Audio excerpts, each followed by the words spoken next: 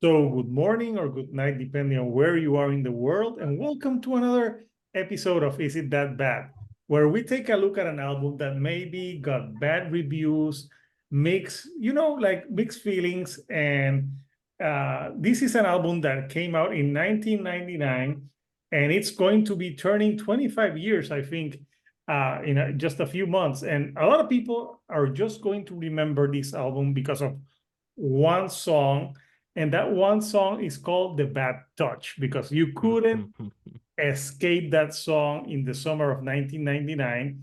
So I'm talking about the Bloodhound Gang and Hooray for Boobies. And I just like saying hooray for boobies. Uh, I remember I bought this album on CD when it came out. Did you have this one, Sheely? No, I never bought this album actually. I do remember the single coming out though. Yeah. Well, I Um, actually bought this album when it came out, and it's an album that got like some mixed reviews, but not awful reviews. But I was thinking for this series, being 25 years old, that it's a great album to look to analyze like 25 years later, how it mm. has held up in this cancel culture that we live in Yeah. 2024. So I'm joined on this episode by, first of all, we have Nick Sino. Nick, how are you? Good, Hector. How are you? I'm good. We have Shili from Live Listen Erase. How are you, Shili? Oh, fantastic and loving this. Hooray for boobies indeed. Yeah. And finally, we have JC Rock and Metal Reviews. JC, how are you tonight? I'm doing good, thanks. Good. So, yeah, you know the drill. We have the three rounds. The first round, we give our first impressions when we listen to this album. The second round, we give maybe three songs that we think are the weakest on this album. And the third and final round, we give our final thoughts and we give the rating thumbs up, thumbs sideways, or thumbs down. So for this episode, we're going to start from the bottom. So, Nick, what were your first impressions of Hooray for Boobies by the Bloodhound Gang? Well, I have fond memories when this album came out. I was in high school when this album came out, so it was a big record. The like you're saying, the song "The Bad Touch" was everywhere. You couldn't get rid of that song. It was all over the radio. It was all over Much Music, which is the video channel. It was the video channel that was here I in remember that Canada. channel. Yeah, I Much remember that, Music yeah. was a good channel, and they actually played really good videos. So a song like Bloodhound Gang, they would play that constantly. And I never bought this album myself, but I had friends who bought it, and I had a friend of mine who was a huge fan of theirs back in high school. Him and another friend of mine actually like started kind of like a comedy duo band as a result of listening to a lot of Bloodhound Gang. So I remember that pretty well. And I don't know a lot of Bloodhound Gang. I've never listened to this album in full. I know like Bad Touch. I knew Chasey Lane before listening to this record. I enjoy Bloodhound Gang. I enjoy this type of music, but in very small doses, as is like kind of the case with most of like the crude humor. It's not like I don't like it. I do find it funny. I guess maybe I'm being a little bit prudish sometimes when I listen to this record. And it is actually, I pulled up this record today when I was listening to it at work, my computer actually faces out to some of the other people in my office. I pull this up and there's like, okay, hooray for boobies. And then some of the other album covers that they have on Spotify, if you look at them, are also not safe for work. So pulling this album up when I was at work today was kind of fun. So I like this album. I like the band. I like getting laughs from this kind of thing, but like I was saying, it can only really be in small doses. Like we were saying, a lot of the lyrical content here probably wouldn't fly today. Like I haven't listened to I know Bloodhound Gang has some more recent albums. I don't know if they're still continuing on with being as controversial as they are on this one, but like I think all comedy related albums should be capped at 30 minutes, like a sitcom, because this album's a little bit long in the tooth. And there's a lot of interludes and different things that are going on throughout the album. So for my first listen, like my first listen throughout the entire album in full, I liked it, but maybe it was a little bit too much Bloodhound Gang for me. Yeah, that's a good analysis. What about you, Shili? Ah, yes, Bloodhound Gang. Hey, I feel sorry if this is your first time hearing this one. but I wish I was there when you did listen to it because it's like this band that it has a weird mystique to them. I don't know, like the band has this. Yeah, they're a comedy rock group, and comedy rock always has like this shelf life. I've always thought of, but the weird aspect of it is, Bad Touch was a video that was released. It was everywhere at its time. It's peaked massively, but it's still a song that kind of transcends, if you will, the normal realms, I guess, of comedy rock. It's still a song that's highly relevant because at its basis, so is its themes. So yeah, anyway, Bad Touch was always everywhere, and the video clip was amazing that goes with it. Locals to the Sydney area, this is a bit of a very particular thing, but I remember this song being played at Skate 2000, and that was like just a local skating ring in the area, and I'm pretty sure this was also played at school dances, which really is awkward and odd. I was definitely far too young for the lyrics, but that beat is so damn mesmerizing.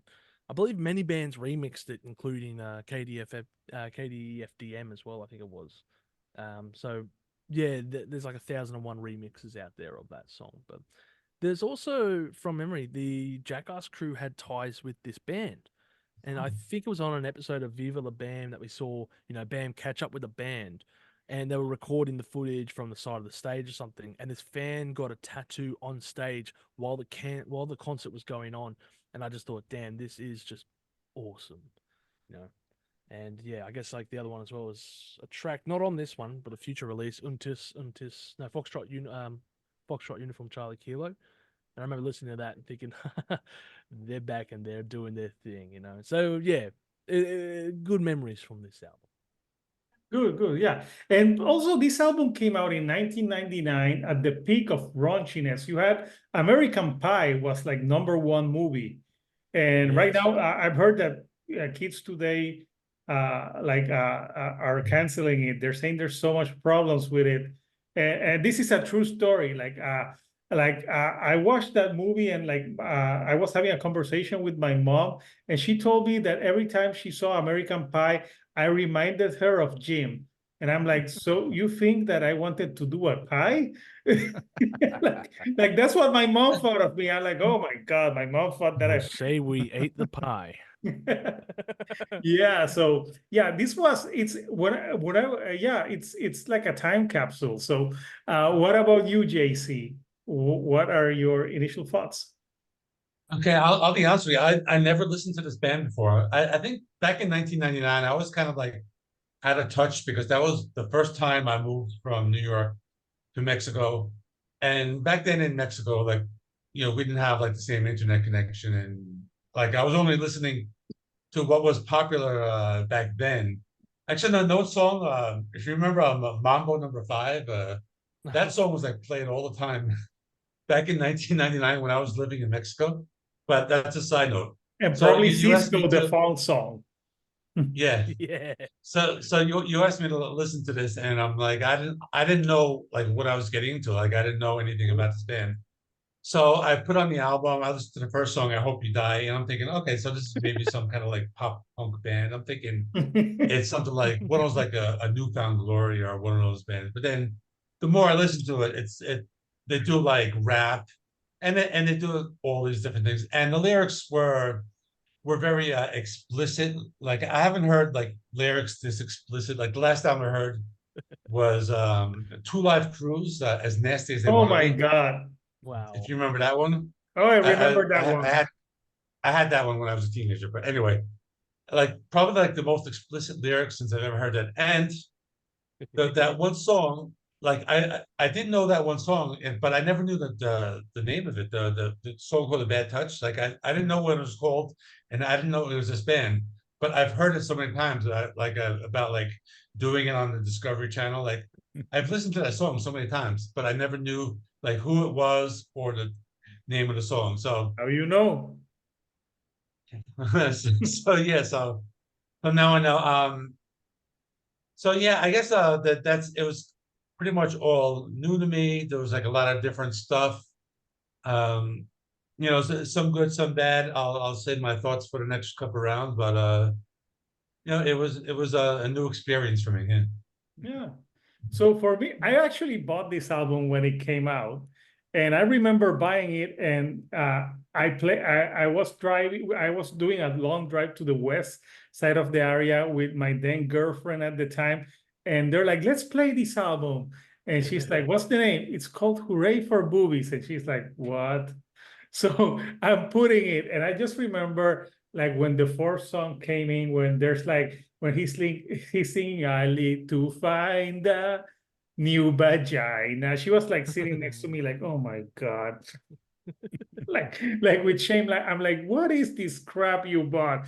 And I thought it was, it's kind of like a nostalgic record, but listening to it like 20, almost 25 years later, you're like, "Oh my God, this is an album that would cancel." It's so like it's cancel culture at its finest, because it's crude. It's, as Jay-Z said, it's very explicit, but it's explicit too, but funny at the same time, and it has a lot of like different styles. The only Going back to it, the only complaint I think I have is the same thing that Nick says. I think it's too long, at Yeah. almost an hour. I think they could have trimmed a few tracks, and it would have made it better, because I think 1 hour for comedy or something like that, it's pushing it. So I agree on that part. But yeah, going back to it, I had fun going back. The only song that I because I hadn't listened to this album in such a long time, that I just remembered the Bad Touch. But listening to it, I was like, "Oh my God, it's all coming back to me now." And I just Celine realized Dion style. I just quoted Celine Dion. It's all coming back to me now. So yeah, I remember having fun when this came out. I was in college, so it's a college album. You were in college, you were Oh yeah. having fun. My girlfriend at the time didn't think the album was very respectful for women, so she didn't like it that much. But oh well, I didn't care. It was either that or listening to the Backstreet Boys. So those were our first impressions. So now we're going to round two, where we take three tracks that maybe we think are the weakest. So Nick, what three tracks did you pick? For the weakest, I thought "Yummy Down" on this was one of the weakest ones on the album. It had a little bit of a heavier vibe to it, but the gagging sounds at the beginning of the song were gonna make me gag. And like I said, I was listening to this in my headphones at work, and that would have been very, very embarrassing to be doing that at work. So, but like I said, like I like crude humor. I make myself sound like a grandpa or something. Like I like crude humor, but this song for me, it went a little bit too far. And like I don't want to, I seem like I'm kind of prudish, but it's just some of these songs are a little bit You're crude in hindsight. like this isn't Oasis.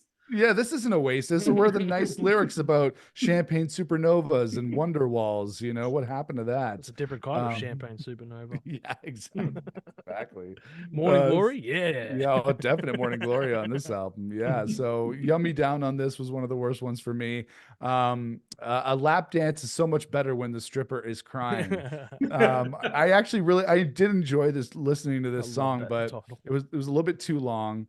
And I was thinking, like you're saying, like why is this album so long? And especially this song was almost 6 minutes long. And I know he was telling a story throughout the lyrics of this one, but when you listen to the lyrics, like this one definitely would not fly today in any sort of context if people were listening to it. And like I think they actually Bloodhound Gang have a new album coming out. When I was looking on Wikipedia, they had a page for like something's coming out eventually. So I'm wondering what they're like now in comparison to I this, or I you know, hope wouldn't they're have as changed. crude and vile as I ever. hope so too. Yeah. We need that now more than ever. Yeah, for sure. And then I guess this isn't actually really a song. It's just that cough came with a prize, where he was just the worst cough that you could ever hear on a record. I found that there was just some songs in here that were just a little bit hard to listen to from a audio. Is this like, maybe some sort of modern ASMR, listening to people cough and gagging sounds? Oh. There are these Oh my God. You're saying ASMR. I actually did one ASMR. I did a Sleep Token album review ASMR style. Oh. Yeah, I'm like ASMR. And there's videos of people like eating stuff. And I'm like, why Yeah. is this Oh. sexy? Yeah, That's kinda- what you're talking about. Sorry. yeah, okay. it's kind of gross. So yeah, that's kind of like there's a lot of audio sound effects happening on here. So those were the weakest tracks for me. They were trailblazers, if you think about it. Yeah, for Yeah. sure. Yeah. So What Rammstein what? would go on to do in their Yeah. video clips, I meant. Yeah. So what about you, Chile? What free tracks did Mm. you pick? I just want to quickly point out, I think the new album that's going to come out, I think it's called Dark Period. That's just what it says on Wikipedia. Worst tracks from this album, though. I want to point out the inevitable return of the Great White Dope. It feels like this is just an intermission song that goes for 4 minutes, and it's the second track on the album, so it's really bad placement, I feel, on this album. And I don't mind the song, I guess, but it's overly simple and stupidly repetitive. It doesn't titillate my imagination at the end of the day. So, I will just throw that one to the wind, or at least cut it down to maybe 1 minute. That's about all you need. A lap dance is so much better when the stripper is crying, of course. I think this one's going to be the common theme here. I don't like polka music. I don't like electro country. And I don't like Casio keyboard loops. And it just makes me want to, I don't know, nip out and hang myself at the end of the day here. Well, question, man. Sorry? Is the lap dance better if the stripper was crying? That's the only way to have a lap dance. Is there there's another way? Look, I do find the lyrics funny, and they do take aim at, I think it's Red Savine style or truck driving narratives. So I think it's clever the way they've done it. Obviously, it's crude as sin, but Of whatever. course. Yeah, but this song at the end of it, it does suck. It really does. Also, Take the Long Way Home. Most of the songs are light-hearted on this album, or they've got really cool puns, or they toy with the pop medium, like the Pink Floyd sample on Right Turns Clyde. All in all, you're just another dick in the wall, or whatever it was. No, dick with no balls. Sorry, that was it. And yeah, the biggest flaw with the deadpan delivery on this track in particular is the delivery of Jimmy Pop, which is the same that can be said about the song. And it's too real. This track is too real with the lyrics, and they only mention a very minor amount of jokes to lighten the mood compared to everything else here. Except for that minor loud riff and drum fill, which I thought was really cool. But to keep you abreast of the situation, I like that minor part of the song. But the music otherwise is very bland and simple. It grows very stale, and a lot of nothing happens while just not being funny. Boobs pun. That's it. Okay. What about you, JC? What free tracks did you pick? So first one I'm gonna go with 3.14. This one actually had an interlude like right before where he's calling his mother. I won't even say yeah. when he asks her. I need some song. Rhyme with But vagina. I like it reminds me of like Sugar Ray, but then like Weezer, and then like it kind of reminded me of like the band Cake, because it's kind of like one of those like, it's almost like a rap song, but it's like alternative rock. And I thought it was just like the lyrics were just like very explicit. And I know like this band uses a lot of like pop culture references, but sometimes like the lyrics were kind of gross, and I thought like that was the case on this song. So that's my first one. My second one is going to be Yummy Down on This. It's like I thought they were going for this like new metal, like Limp Bizkit, that type of sound, and that's one of the songs where they like really they mention so many different like pop culture references. So let me like pull it up. They're like talking about like the different strokes. Arnold Drummond, Joni Loves Chachi, Patsy, Rocky chasing the chicken. I'm just reading these lyrics. Yeah, like there's so many like different references. But I thought it was just again, it's the lyrics are they're kind of like they're very graphic, and sometimes the lyrics are fun, but sometimes they kind of go a little far. So that's what I thought that one. And then the one that everyone is saying, the lap dance is so much better when the stripper's crying. It's such like I think they literally took a Casio keyboard and they used one of the presets. Yeah. Like that's what it sounds like. And it's just like they're doing like a country song. And I think they're trying to be funny, but it's just like something that like it's just like this like we were all saying the album is too long. Like they could like kept us off the album because there are some songs that I'll talk about later. I like the one right after "Along Comes Mary." I like Yeah. that one I actually liked, and it's like it's taken from an old psychedelic It's a rock song. cover. But I'll talk about that one later. But that's it. Those are my three. Yeah. Okay. So that leaves me. So we have some in similar. You're me down on this. I just didn't. I didn't like that song either. I didn't think there was nothing memorable from it, and it's like "You're me down on this." It gets like very repetitive. Uh, a lap dance is better when the stripper is crying. You know that Casio, and I just hate that like country music, and it's just, it's kind of there's some funny parts. Just the image of like a stripper crying. I would just imagine that would be like a weird situation. But I don't go to strip clubs now, but 20 years ago I did go with my friends, and I don't remember any stripper crying. But that would have happened. That would have been weird. So yeah, it's a weird song, and so a third track I would say that didn't do anything for me. I think was I think Right Turn Clyde. Was that the one that mentioned like the Pink Floyd stuff? Yeah. Yeah, I thought Another that brick in the was. wall. Yeah. Yeah, I didn't like that one either. So those are the three tracks that I picked. So now we're going to the third and final round where we're gonna give our final thoughts and maybe say what we did enjoy about the album and give it a thumbs up, thumbs sideways, or thumbs down. So Nick, your final thoughts on this one. I was thinking, how do you go about like bringing that song to Roger Waters from Pink Floyd, and you're saying that this is what I want to do with your song. Instead of another brick in the wall, what does it say? Is a dick with no balls? Is that what they said in the song? So Yeah. it's like, here, If Roger you did Dark Waters. Side of the Moon, no, Yeah. that's no worries. Yeah, you know what? I Yeah. don't feel bad for Roger Waters because he did a Dark Side of the Moon Redux and it sucks. Yeah. So yeah, Yeah. And he's probably a little bit less cranky back in 1999 when this came out. probably. He's gotten significantly more cranky since then. Anyways, but yeah, with this album, it was fun. It was a fun listen, but again, it was too long. And I think with music like this, when it's a comedy album or maybe something as crude as this, it's something I can only really take in small doses. It's not really anything I could just listen to a lot, and it's not really something that I would listen to in my spare time if I was driving in my car. Like, am I just gonna be like rocking out to the Bad Touch as I'm cruising throughout throughout But the you town? did listen to it at work.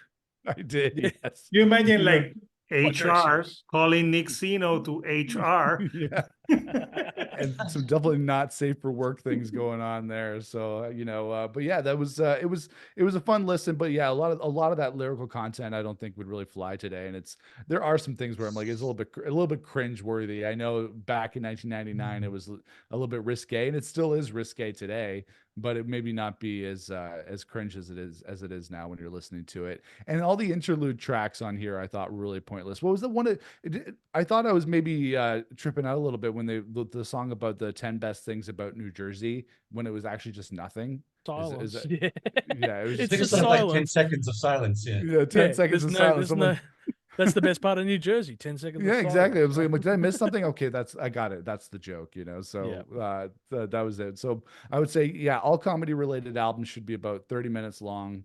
Keep it short, keep it funny. And so for me, I would say this one is a thumbs sideways for me for Bloodhound Gang. Nice. What about you, Chili? Yeah. So I'm pretty sure Bad Touch is the pinnacle of music that any humans can create. Move over, Stairway to Heaven, Get Lost, Riders of the Storm. Bad Touch is here to stay. So yeah, when I mention these lyrics, we are here to sweat baby, sex is a Texas drought. Me and you do the type of things that Prince will only sing about. So put your hands down my pants, and I bet you know the rest of those lyrics. You feel nuts. Yeah, that's it. Yes, I'm Everyone Cisco. knows. Yes, I'm Ebert, and you get and it they'll two get thumbs in up. 2 thumbs up, just like this album. This album's getting 2 thumbs up. I'm always going to keep it. Not 1 thumb, 2 thumbs up, because I love this album. Yeah, it's tacky, it's cheesy as hell, but it's imprinted on my mind so that I love this. I want the younger generation to come and rediscover this album. I really do, because I just think that they're going to take it in one of three ways, I guess. That is, they're going to want to cancel it. I don't think it's going to be as drastic. I think it's not really, I don't think, even with this culture that we're in today, I don't think it's up there in that terms. Just something about it. I It's think Two Light Crew wins. yeah. Like there's Yeah. other stuff out there that is much more, circumstantial, I guess. But I think the basics of it all, like Ballad of Chasey Lane, for example, that is just ridiculous. It's over the top. It's raunchy as hell, but I mean, it's I wouldn't call it stupidly offensive.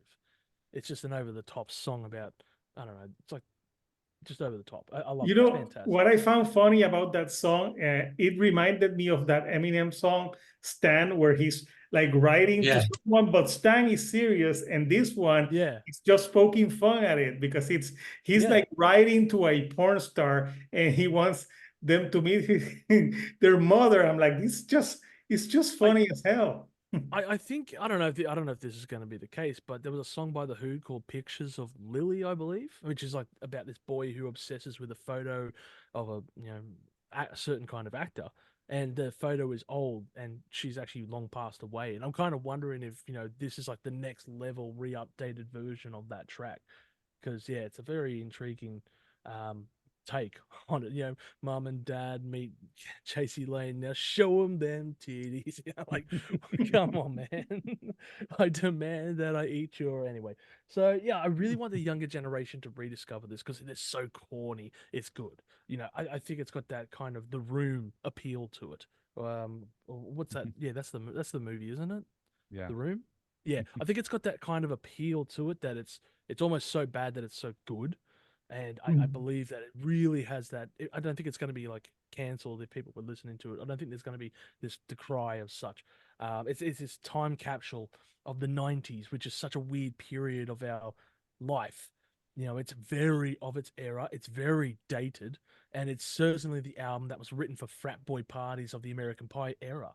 But it's such an amazing time capsule that I can't wait to play this record for my children when they're, 16 plus years old or something like that. Yeah. So, I guess this is the last album we've seen so far from the band compared to Hard Off, and I'm so glad that we're not hooraying those boobies. No hooray there. And, Show Us Your Hits was a cause of celebration. I love that album cover.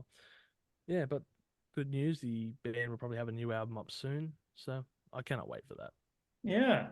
So we have a thumbs sideways, a thumbs up. What about you, JC?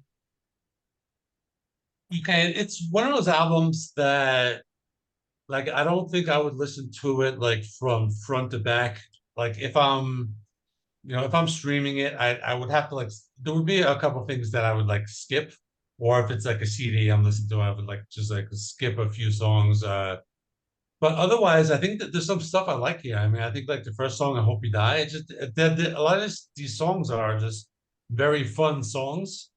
Like the second one, the Great White Dope, Mope, Oh, very Moby's weird. awesome. Yeah, it's like Falco, and then For Whom the Bell Tolls, and Yeah. Frankie And Goes to Pac-Man, Hollywood, High on and then Crack. Pac-Man, Crackman. Pac-Man smoking crack. I mean, it's a fun song. And then other ones I like, the Bad Touch. I've always liked that song. I thought it was very good. Magna Cum Nata. I thought it's a pretty good song. It has lots of pop culture references. That one's fun. Take the Long Way Home. That one was pretty good. Hell Yeah. That one I was talking about the Ten Commandments. That's kind of like a pop punk, like a Blink-182 song. And Right Turn Clyde. That was the one with like the Pink Floyd song, but it's okay. And now the last song, "Along Comes Mary," I thought that was a fun song. But then there's the stuff that I would skip, like the lap dance song, the hidden track at the end where it's just like them talking. Like that's just a waste of time. That like just no point in even listening to it.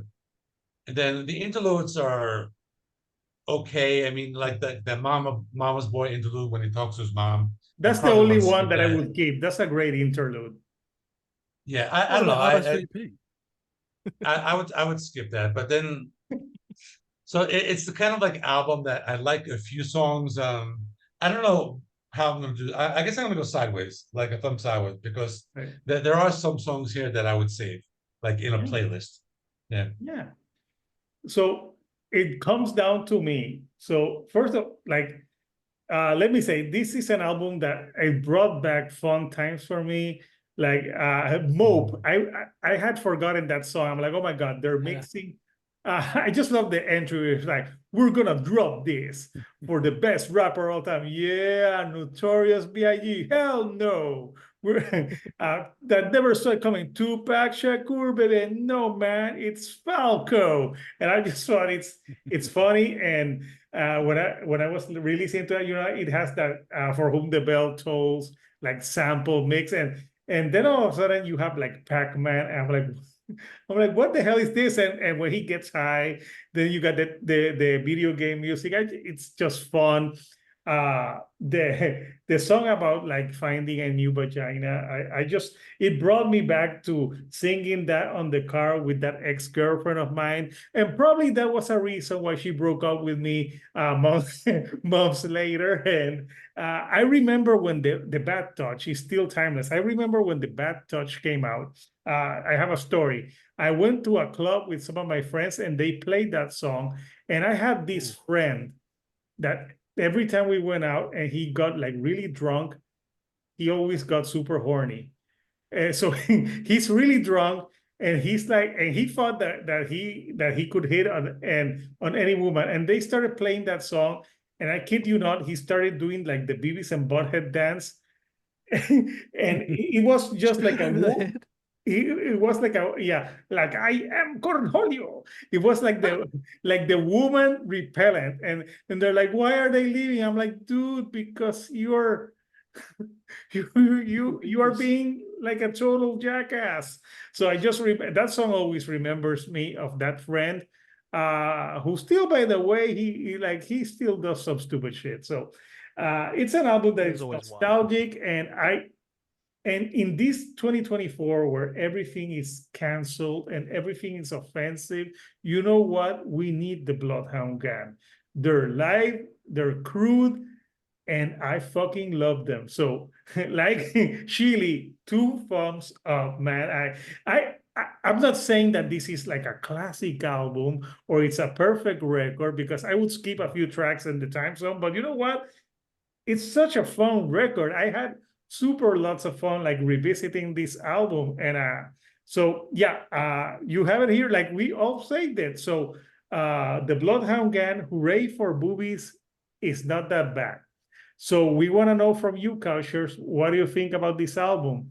Would you cancel this album, or do you think like it's a fun record? And I didn't know they were putting out a new album, but now I kind of want to talk about the new album when it comes out. Yeah, because I think it would be interesting. So again, I want to thank my panel guests for joining me for this episode. Nick Zeno, he does a lot of like content on his channel, and and usually he's listening to proper bands like Oasis, and I made him listen to this at work. I just imagine like it would have been really funny if you had headphones, right? Yes. It would have been funny if like the headphones unplugged on like, and all of a sudden there's like, I need to find a new bag. And everyone would be like, what the hell is Nick listening to? So I know. subscribe to his channel. He talks a lot about like different rock bands, and cool channel. And I've guested on his record on his channel. The last one we talked about was the last Lenny Kravitz record. Yeah. So yeah, check that out. And People are getting mad at us already. no, I love you, Lenny. So live listening erase Chile, like you know. Lemmy? Yeah, that's another Lemmy.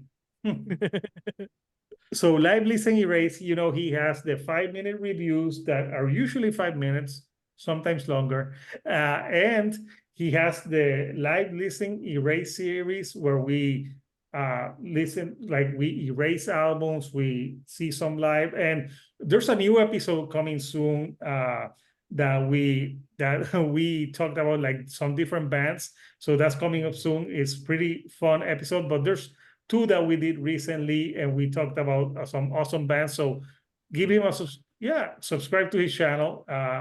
And JC Rock and Metal Reviews, you know, like he does a lot of like album reviews, but also history.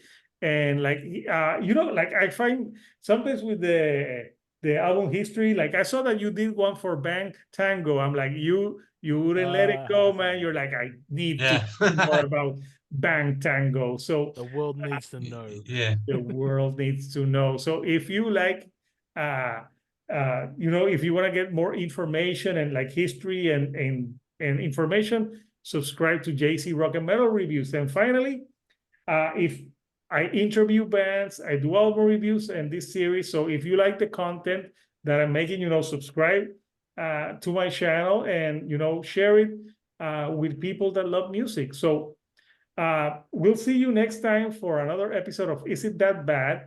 I think the next episode I'm going to do with some different people. I think we're talking about a Radiohead record, and probably it's going to be with Señorita Sabrosura. I think the Green Man and Notes reviews. So we're Ready doing for Tom that. York. Yeah, we're gonna talk about, I think, a Moon-Shaped Pool, the last Radiohead record, because that one got some mixed reviews. So I'm like, yeah, like, well, it was Señorita Sabrosura's pick. She usually doesn't like to do the Is It That Bad, because she's like, I don't know, I like to talk about albums that I want to listen to, but no, it's fun. So that will be on probably next Sunday. So vote for what more albums. I think we need to do that. Actually, that is it 4? Thor. Yeah. We need to do right. that one. We need to do that one because I've heard so much that I haven't listened to it yet. So until next time, people, this is Hector, the Shield Dude on a couch, and we'll see you next time on another episode of Is It That Bad? Thank you and goodbye.